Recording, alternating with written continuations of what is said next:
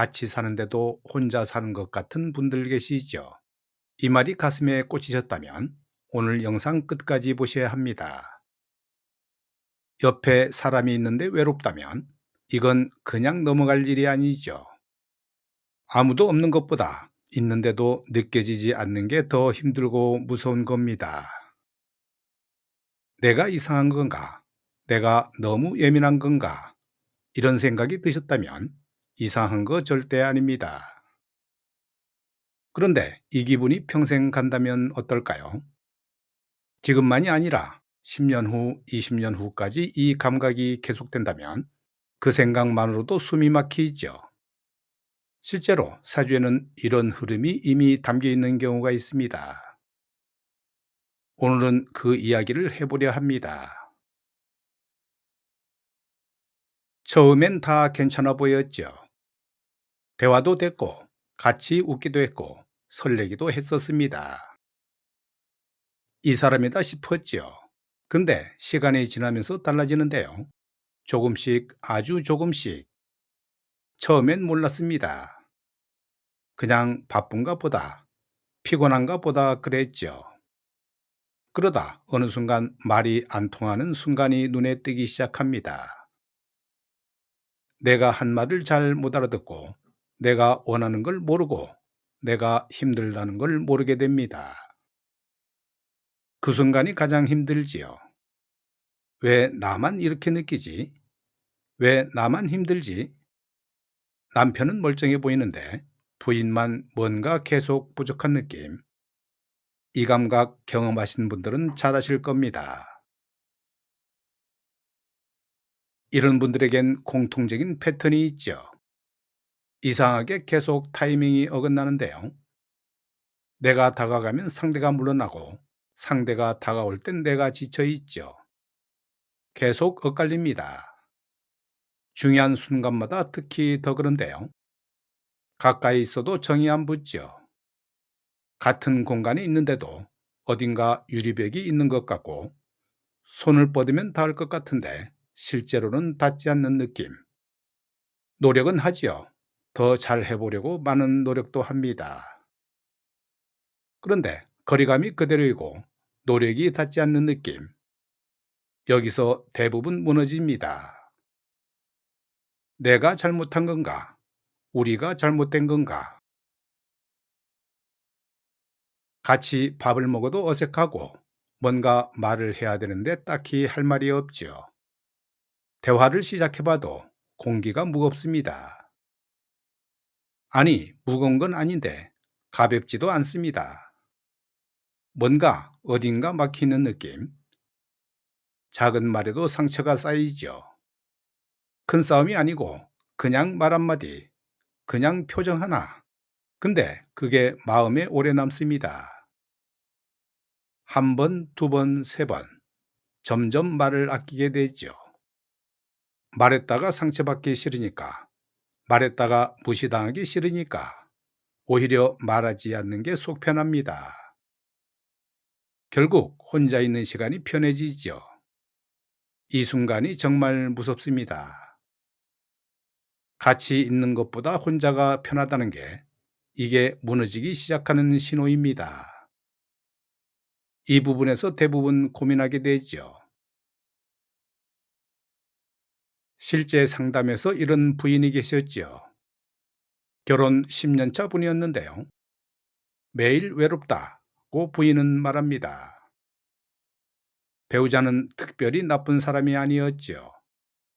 폭력도 없고 외도도 없고 겉으로 보면 멀쩡한 결혼 생활입니다. 그런데 이 부인은 매일 벽을 느낀다고 하셨죠. 같이 있는데 혼자 있는 것 같고 말을 걸어도 오는 대답은 없고 부부가 맞나 싶을 정도로 느낀답니다. 왜 그러냐고 남편한테 물었더니 왜 그래? 나는 괜찮은데 이 한마디가 더 외로웠다고 하셨습니다.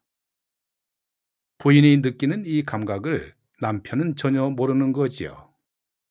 이 온도차가 진짜 문제입니다. 사주를 부인과 같이 살펴봤는데요. 이 두 분의 구조를 보니 연결되기 어려운 구조가 처음부터 있었습니다.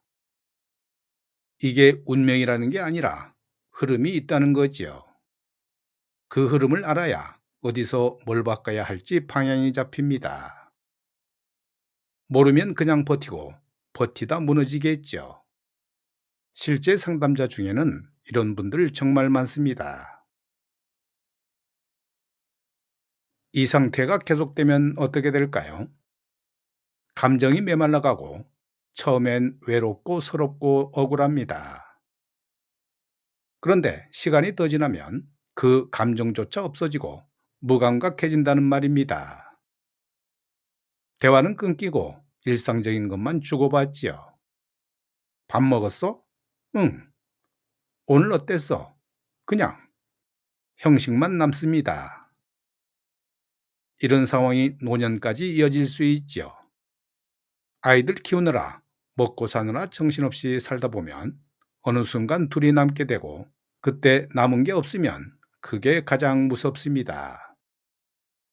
그래서 지금 이 불안이 사실은 중요한 신호이죠. 무시하면 안 되고 이 순간이 가장 힘듭니다.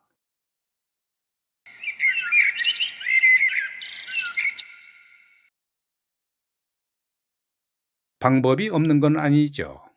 흐름을 알면 방향은 바뀝니다.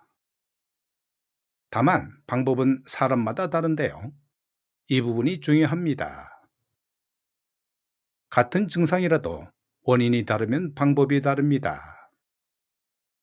같은 사주라도 결과는 다르게 가지요. 환경이 다르고 선택이 다르고 타이밍이 다르기 때문인데요. 그래서 일반적인 해답은 없지요. 내 구조에 맞는 방향이 있을 뿐입니다. 흐름을 알면 아, 이래서 그랬구나가 보이죠. 억울함이 줄어들고 방향이 보이기 시작합니다. 문제는 혼자서는 잘 안 보인다는 거지요. 내가 너무 예민한 건가? 원래 결혼이 이런 건가? 내 성격이 문제인가? 배우자 잘못인가? 이게 내 선택의 문제인지, 관계 구조의 문제인지, 사주 구조의 흐름인지 혼자서는 구분이 안 됩니다. 근데 이걸 구분하지 못하면 방향을 잡을 수가 없죠. 원인을 모르면 노력이 엉뚱한 곳으로 흘러가고 더욱더 지치게 됩니다. 그래서 상담이 필요해지는 거지요. 누군가 바깥에서 내 구조를 봐주는 눈이 필요합니다. 지금도 이미 느끼고 있을 겁니다. 이게 단순한 문제가 아니라는 걸, 그냥 성격 차이가 아니라는 걸, 그냥 스트레스 때문이 아니라는 걸 말이죠. 혹시 오늘 영상이 내 이야기 같으셨다면 확인을 해 보셔야 합니다. 느낌으로만 두시면 절대 안 됩니다. 흐름을 모르면 같은 반복이 이어지는데요. 올해도 내년도 10년 후에도 같은 외로움이 반복됩니다. 그러나 방향을 알면 달라지죠. 전부는 아니어도 조금씩 달라집니다. 상담 안내는 고정 댓글이나 더보기의 설명란을 참조하십시오. 지금 바로 확인해 보시고 내 이야기인지 아닌지 그것만 먼저 확인해 보셔도 됩니다. 공감되셨다면 좋아요와 구독 부탁드리고요. 댓글에 여러분의 이야기도 남겨주십시오. 감사합니다.